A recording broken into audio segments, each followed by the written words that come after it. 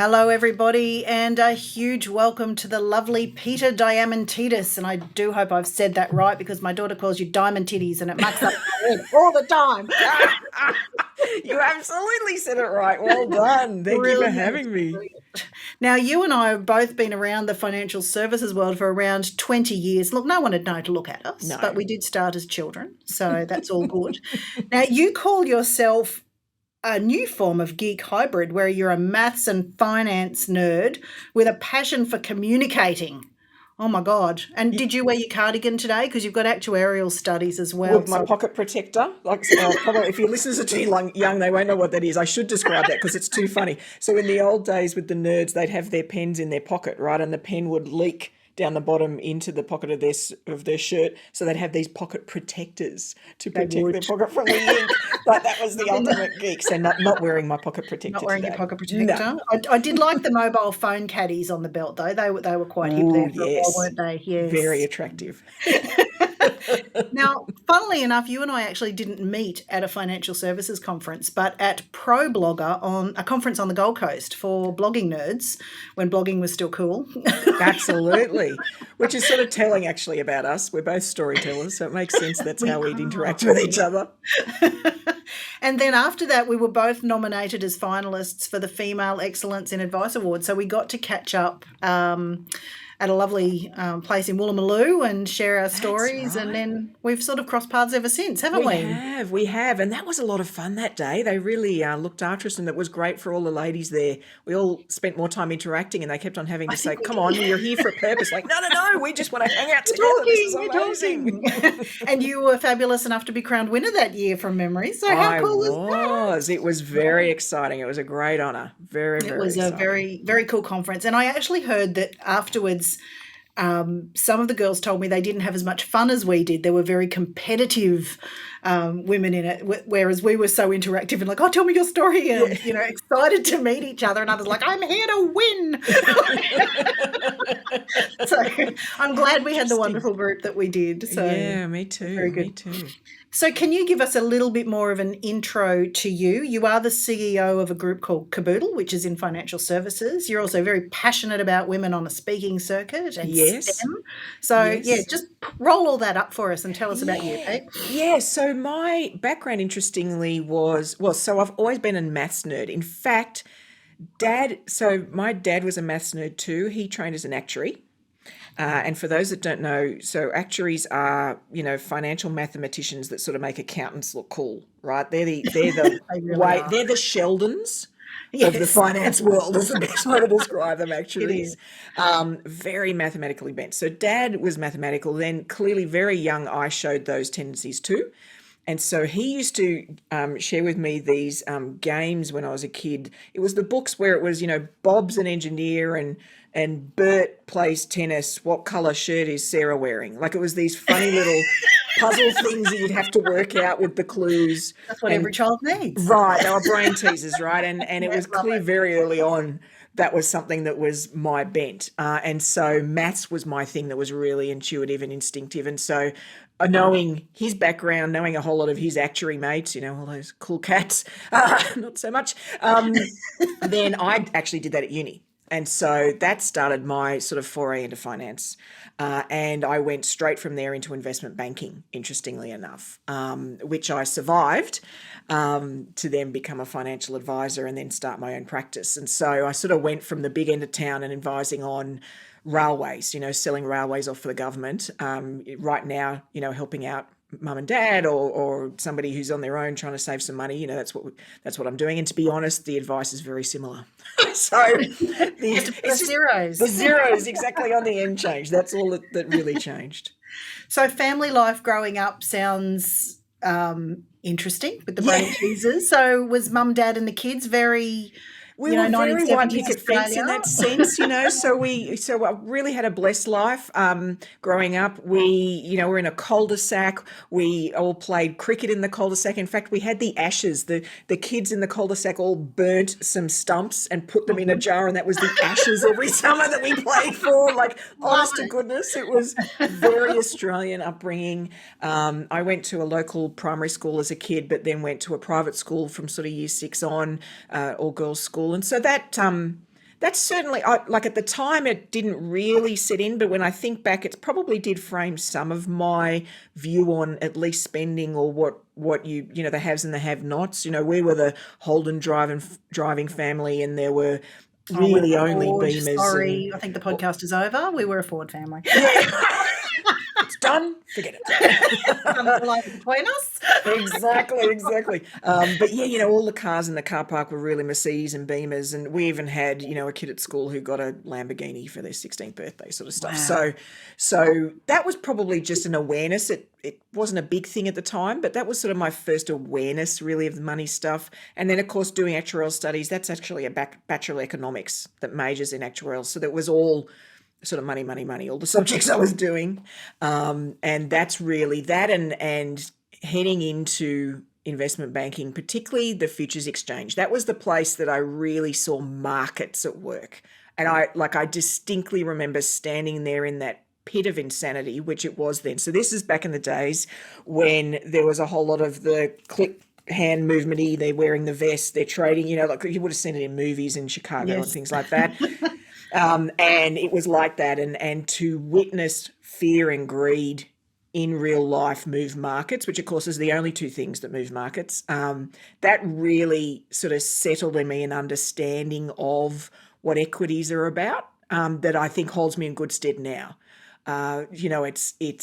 It's really You sure driven it's home not to the me. value of the company that Woolworths is worth less today than it was yesterday? Well, Because 100% in the long term.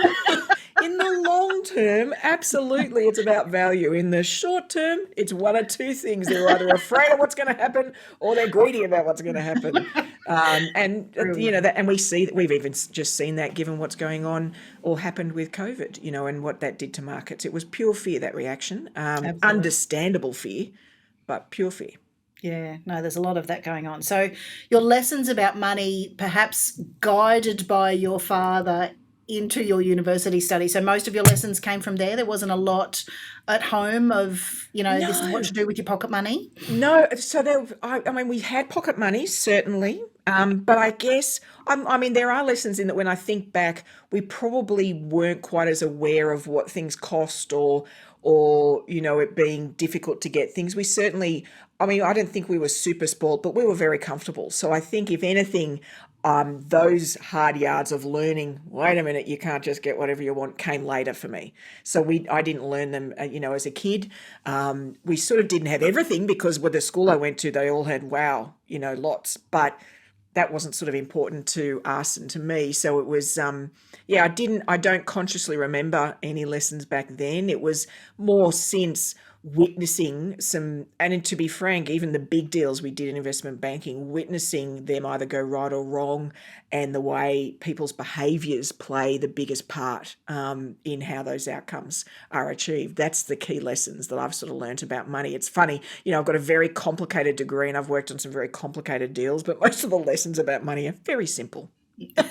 They're not hard. Yeah, and again, like you said, comes back down to the fear and greed. So how did you go from this big leap of stockbroking and working in these really big firms to the entrepreneurial small business woman in financial services, helping mum and dad clients to, get their act together financially? How did that happen? Yeah, that's it was really interesting. We were involved in a major deal. So this was sort of in corporate finance M&A environment where we were advising somebody to buy a government asset. So when the government sells off a toll road or all those sort of things. And the deal was massive. It was the biggest that had been done to date.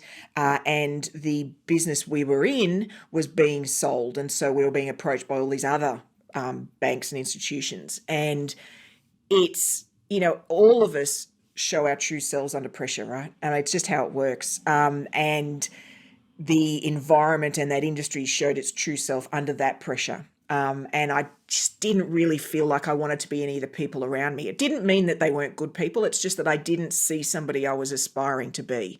There was lots of smart people. They worked really hard. I had a week where I did 120 hours in 1 week. This is nuts behavior. But it just didn't resonate. And looking back now, I can see, I wasn't choosing a path. I was just stepping up to compete. I was just, this is tough. This is hard. People want to do it. Surely I should just keep on doing it. So in that moment, I went, no, I don't think I want to go to either of these places that are approaching us. I worked for some of my clients as a consultant for a while, just trying to find my feet. And that's when I happened to be a connection mentioned, gee, have you ever thought of becoming a financial advisor? It just was randomly mentioned to me. And I went and started working in a firm. And because of my background and the work I'd done, I had a heavy tax focus. We were doing cross-border tax deals and all sorts of stuff. Then they sort of brought me in as a complicated advisor, would you believe, for somebody for really complex stuff. But in fact, the stuff I've ended up enjoying is the changing people's behaviour, just helping them through everyday things, changing their lives, and getting them to a point where they can really live well and live hard. I think when I started straight out of high school, I worked for a life insurance agent. I don't think that financial advisor was even a coined title back in the early 90s. And I think I went from being a secretary to a lifey to suddenly being a PA to a financial advisor overnight. I'm not quite sure how that happened. Everything sort of moved along a bit quickly. And so it sounds like you've had this charmed kind of life to get you into this, being this small businesswoman now with this incredible, complicated, nerdy background. Has everything been charmed, or have you had any financial setbacks yourself? Oh, look, I think the thing that comes with working in an industry like investment banking is when you work hard, then any opportunity you get to play, which are not very often, to be frank, 120 hours in a week doesn't leave much playtime, means you play hard. It means everything's at the last minute. Every holiday you book is the day before you go. So you spend every dime you have and then some, which is quite bizarre because the incomes are really high. But I walked away from that industry and that part of my life net negative.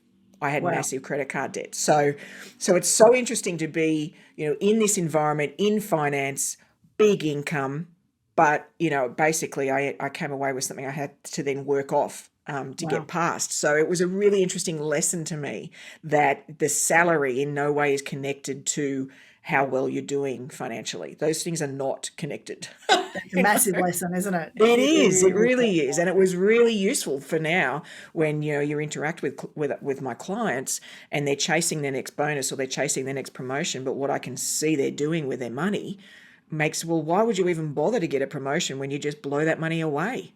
You could have less stress, spend less hours at work, and still be in the same position, Yeah, So nice. It was good insight. It was really good insight to have sort of done that the hard way. Yeah, so that must have formed then what's the best advice you've ever been given if you've learnt. So is that learned from experience then? Yeah, it is learned from experience, but I looking back, I got the advice before then. I should have learned earlier, to be honest. So it's always like that, isn't it? When we look back, like, should have learned that a bit earlier. So I was actually lucky enough, really, to be in the investment banking world when the .com bubble happened. So I was literally working as a financial analyst in corporate finance and M&A when that all went on. I was in the infrastructure team. The infrastructure team were the dorks of the corporate finance M&A teams because we had the uncool, very unsexy, our deals. They were toll roads, they were railways, health, Whereas everybody wanted to be .com, man. That was a place to be, and big valuations, huge fees charged. They would take big lunches worth $20,000. Like, it was nuts, right? Yep. And that's where everybody wanted to be. And of course, we were sort of peering over the fence at our colleagues all doing that great stuff, and here we were talking about railways. And I remember talking to one of my clients, and we were in the middle of a deal, and you end up spending a lot of time with your clients in that environment. It's like an intensive 4-month period where those 120 hours are with your client, analysing the deal, understanding what they're going to do with the business, all that sort of stuff. And so you spend a lot of time conversing, and we were talking about the .com thing, and I was young and, wouldn't it be great to be an analyst in there? And he's like, well, Peter, I don't know why it'd be great to be an analyst in the .com area. I'm like, what do you mean? He goes, there's nothing to analyse. What do you mean there's nothing to analyse? He goes, well, there's no cash in those businesses. They're not producing any income. He said, there's no cash. Cash is king, Peter. He said, the whole thing is going to fall apart at some point because at some point those businesses have to make money. It doesn't matter if the share market gets hyped up with greed and increases these valuations by 1,000 times. At some point that business has to earn a revenue so that it can pay its staff. And of course, he was right. It all went pear-shaped because everybody realised all of that buzz doesn't actually help pay the bills. That's a very cool insight for you to be around. Absolutely. And so to witness my own FOMO, right? Yes. Because the whole market, it was pure FOMO. We didn't have that word back then, but that's what it was.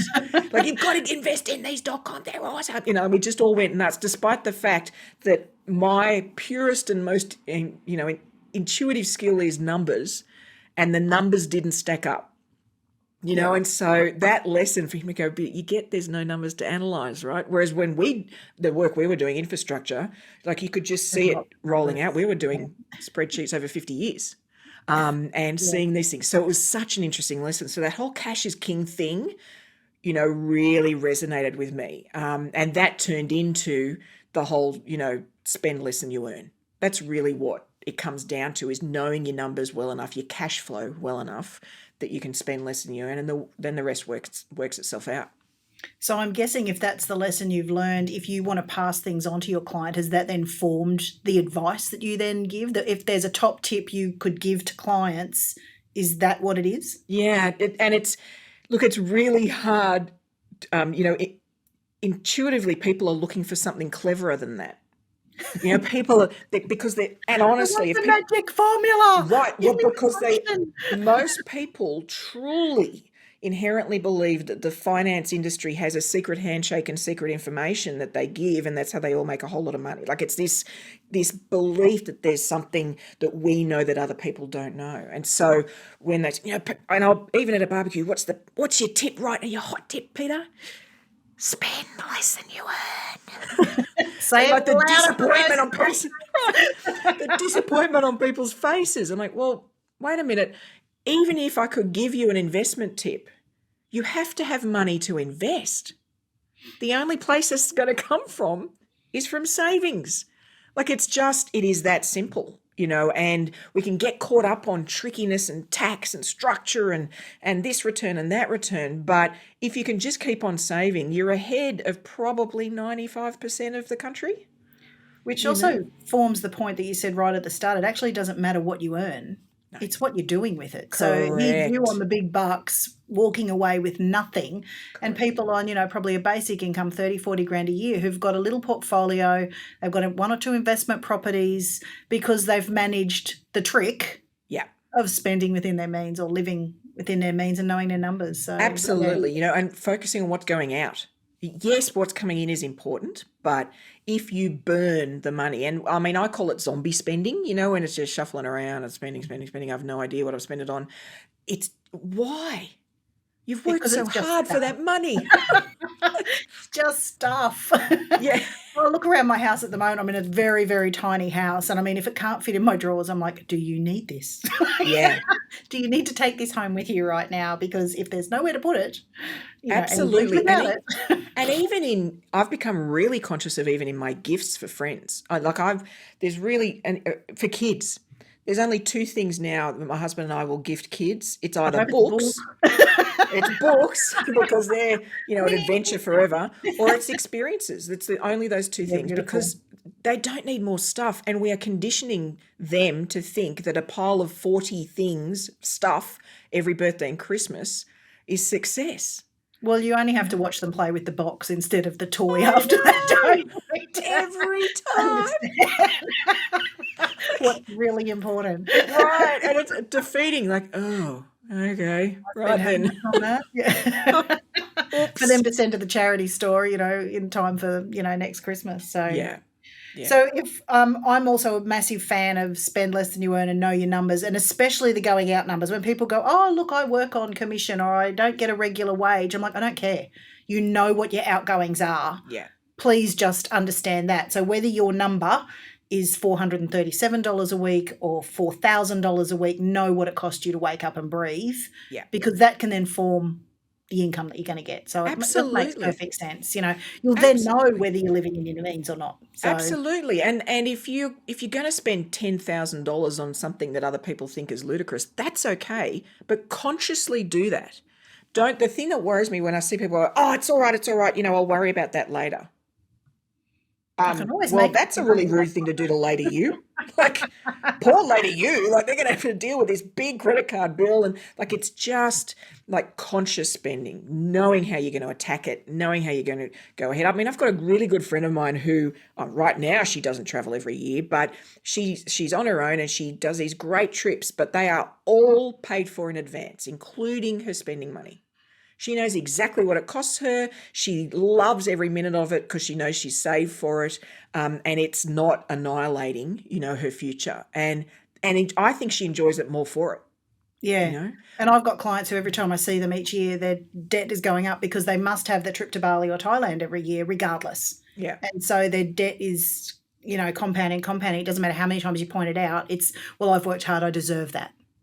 So I'm going to say you can't argue with stupid, but but unfortunately, well, we do use that like I really deserve this, but that's not how the world works. People don't get what they deserve. Still have to pay the piper. I mean, we all know some bad people who should be getting what they deserve, and they don't get what they deserve either, right? So unfortunately, the world just doesn't work like that. We've got to work with what you got, and know it, and then take some action. Yeah. Now, I'm going to put you completely on the spot here and ask if you walk your talk. Do you run a family budget? Well, so what we have is we're very lucky to be in the position where we're in really good shape. So and in fact, would you believe, how's this? So my husband's a chippy. Runs his own building business, and he is Greek. Now, for anybody who is Greek, they will know by me saying that means he is obsessed about having no debt. And is right onto the numbers. So in fact, out of the two of us, he is the one that looks at it more.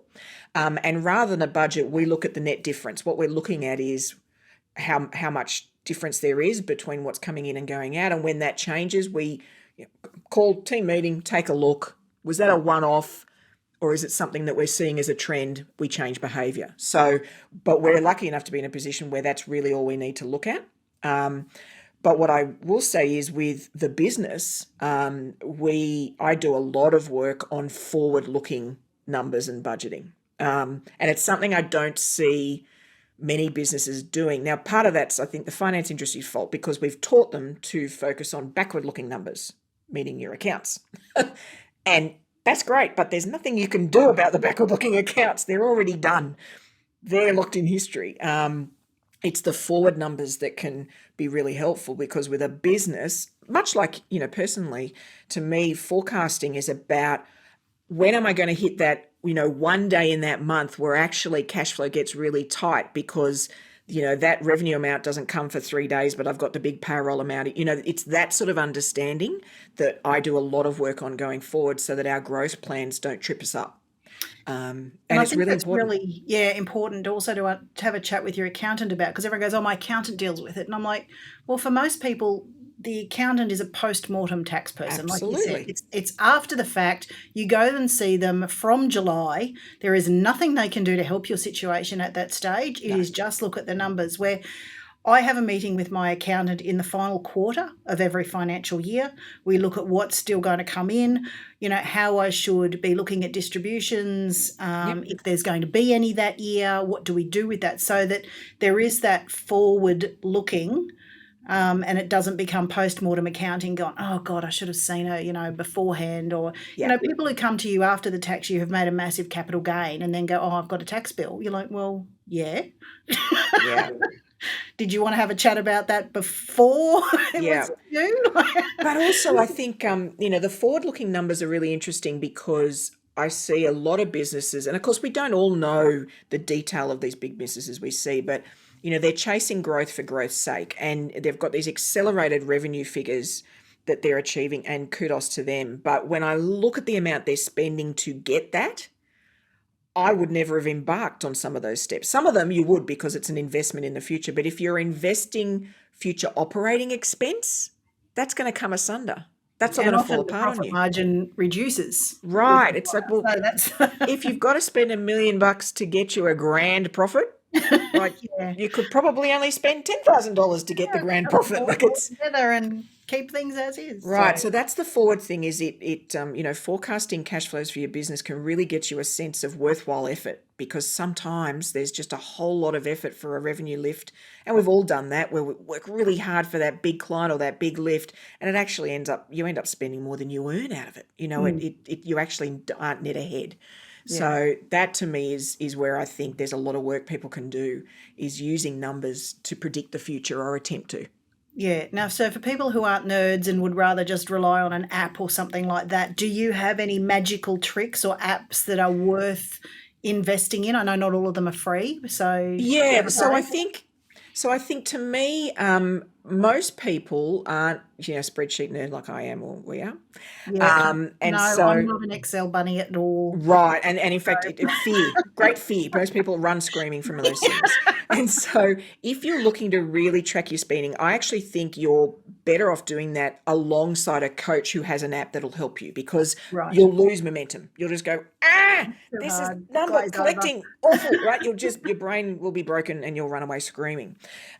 So there are lots of those that are wonderful, but I think they work well with a coach, somebody Yep. who's going to help you use that. A bit like learning to train, right? When we go to a Suppose it's the PT. like anything, it's the accountability, isn't it? It is. So I You're think not that's going to do it yourself. exactly, that's the case for that. Whereas I do think there's apps out there that can help us with the little behaviors where money just drips through our fingers. One of the worst for anybody is food waste. So we just buy stuff more than we need. We throw it out. We don't even think about it. And of course, somebody's worked hard to grow or produce that food.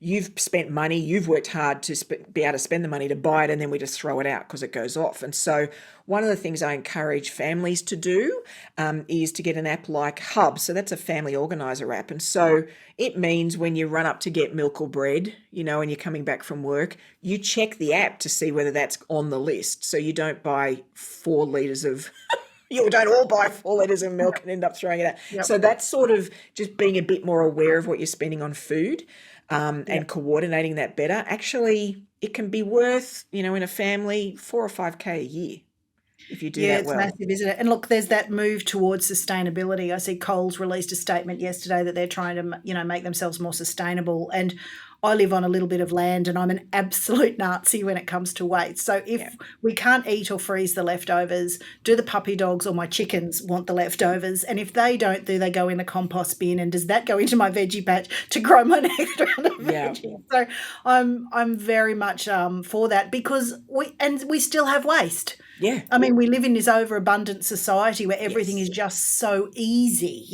Why should I grow my damn spinach when I can go and pick up a bag of it at the shops for $2 and I've got to fight off the possums and the corals and all the rest of it. So, waste is a big area. And like you said, $5,000 a year, that might be the trip to Thailand or the trip to Bali or that experience we always wanted or the anniversary weekend getaway or whatever it is. Absolutely. That's a lot of money. It is a lot of money.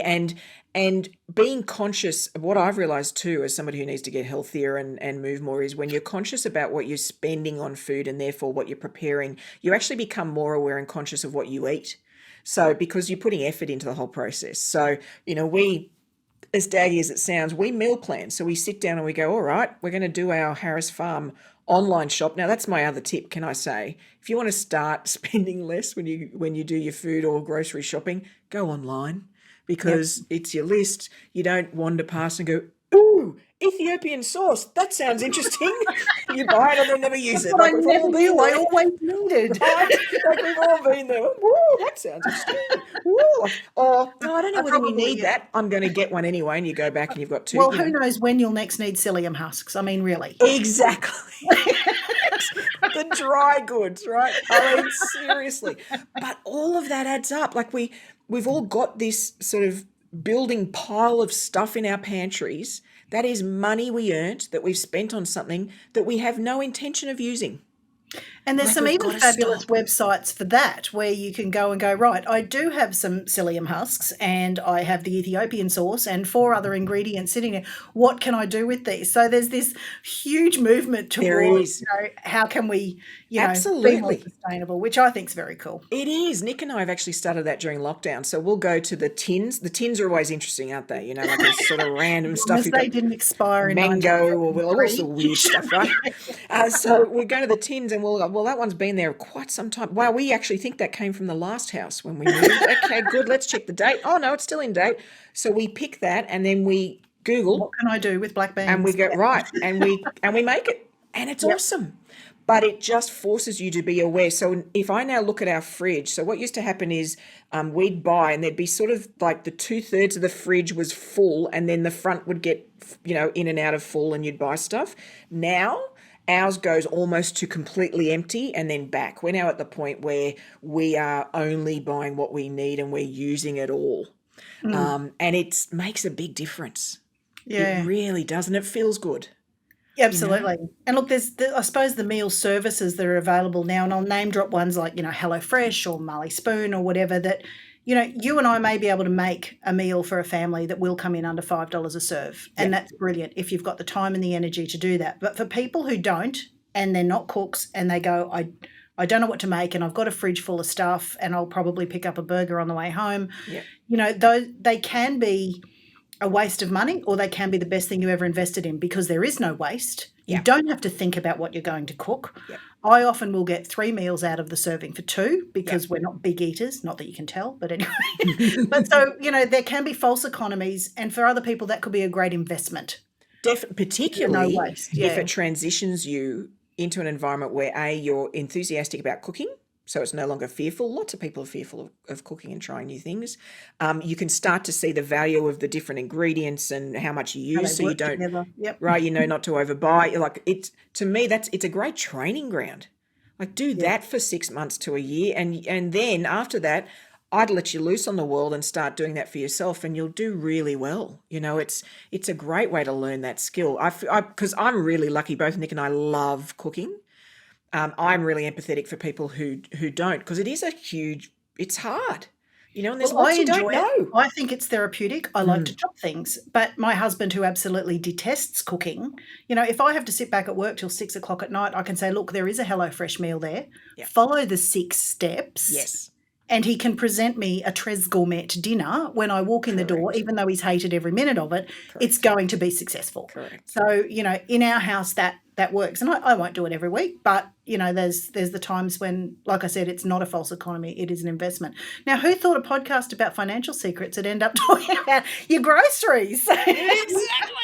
Very cool. So what benefits then, and I mean, this is, I suppose, been an example, do you see in everyday mums and dads, small business people, entrepreneurs, anyone who wants to get ahead in partnering with a financial professional? Do you think everybody should do it, or there's only certain people that should look at partnering with a financial advisor? Yeah, so I think there's sort of 2 distinct opportunities. So there's one that I think most people know about, which I would call getting a technical advisor, somebody, so it's about where am I invested, or, structuring, or so there's a complexity, it's financial engineering, and I'm about to retire, how should I set it up? There's like, and complicated, and there's graphs and tables and things. So there's that technical angle. And that is probably, to be fair, a huge proportion of what goes on in financial advice and financial services, because that's what's been marketed for a long time. So that's a choice. The second choice, though, and to be frank, I think is the most valuable to most people, would be choosing a coach. Now, that's still a financial professional, but choosing somebody who is going to coach you into behaviours and nudge and maybe nag once in a while, and then celebrate and then nudge. And so get you from here to there in your behaviours, in your success. So I think that, to be frank, most people could do with at some point in their lives.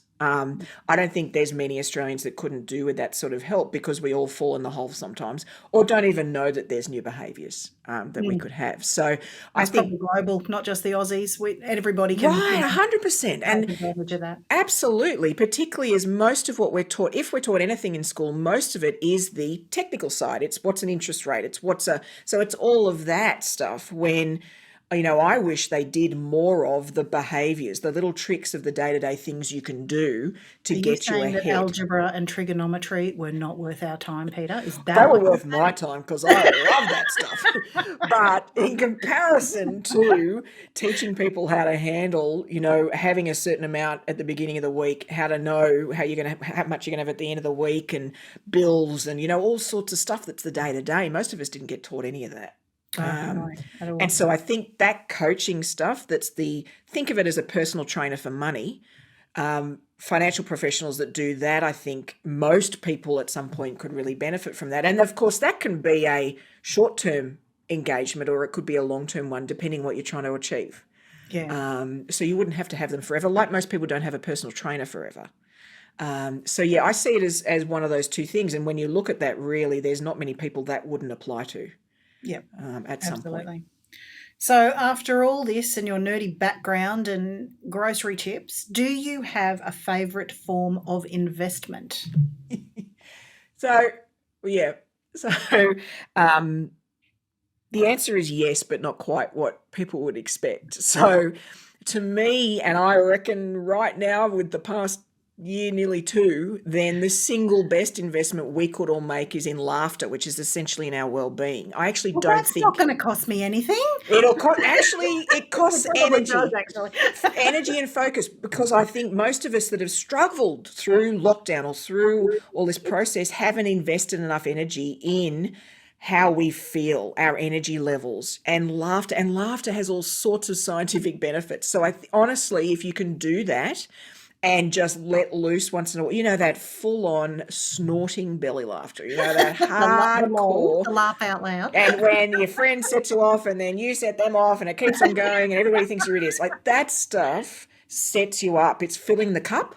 Yes. And I think then that's about resilience. And the thing about money stuff is often you're going to need resilience. You're going to need an ability to power through. And so to me, that's why laughter, and really it's well-being, isn't it, is so important for that. Because the reverse, having a whole lot of money but being unhappy and not having laughed for a decade, I don't think that's a win. That's certainly not what I'm aiming for. We've got a hashtag in my house where my daughter's told me I'm too old to lol. So that's a hashtag, too old to lol. But I did hashtag her back one day with Roffle LeMayo, and she's like, Mum, really roll on floor laughing my ass off. And I'm like, come on, it just takes it to the next level. And I think we spent more time laughing about the stupid acronyms that are out there now. But it's so important. And can I say, look, fine, Peter, well, how do I start investing in laughter? Then I can make a recommendation. There is a show that has come out in the last 18 months called Ted Lasso. It's on Apple TV. It is the kindest, most generous and funniest show I've seen in a good decade. Brilliant. And it's about the viral nature of kindness. And you will feel good every episode. It's witty, it's smart, but it is a great show and it feels good, and I just don't think we've got enough of that. No, I think you're absolutely right. And look, we probably will get inundated with amazing ideas. Yes. I loved Somebody Feed Phil in a world where we can't travel at the moment. He was the guy who started Everybody Loves Raymond, and he's just one of life's beautiful people, and he's traveling around the world eating. It's fantastic. I'm incredibly jealous. Fantastic. And maybe it's not laughter, but it's just taking you on that journey outside yourself. Beautiful food, beautiful places, beautiful people. But also his outlook. He's looking for the joy in things. And I think while Snark and Crime and all these things are great shows to watch, and I love them too, don't get me wrong, I think we've probably tipped too far that way. And we've got to invest back in the laughter and the positive energy. We've got to let ourselves do that. And look, revel in how uncool it is. I get it. It's too school for cool. I get it. But it feels good, And honestly, I've not yet recommended Ted Lasso to anybody that hasn't loved it. Okay. So it's Apple TV Plus. It's We're quite taking your word short, for it. might be 10 episodes, maybe. They're not long, but you'll love it. And season 2 is live right now. So Okay. So I'd highly recommend. that's a high Brene Brown loves investment it. recommendation. Yeah. Brilliant. Some laughter and some tips for Netflix or Apple. Great. So we've sort of covered so much, and I'd just love to go through the takeouts again. The old live within your means is a very common theme, and if people aren't getting it by now, then you're never going to get it. You're a credit card Nazi. I know that because Yeah. of your own experience. So Absolutely. if there's one tip on that, what would you tell people with the credit card stuff? Use a debit card.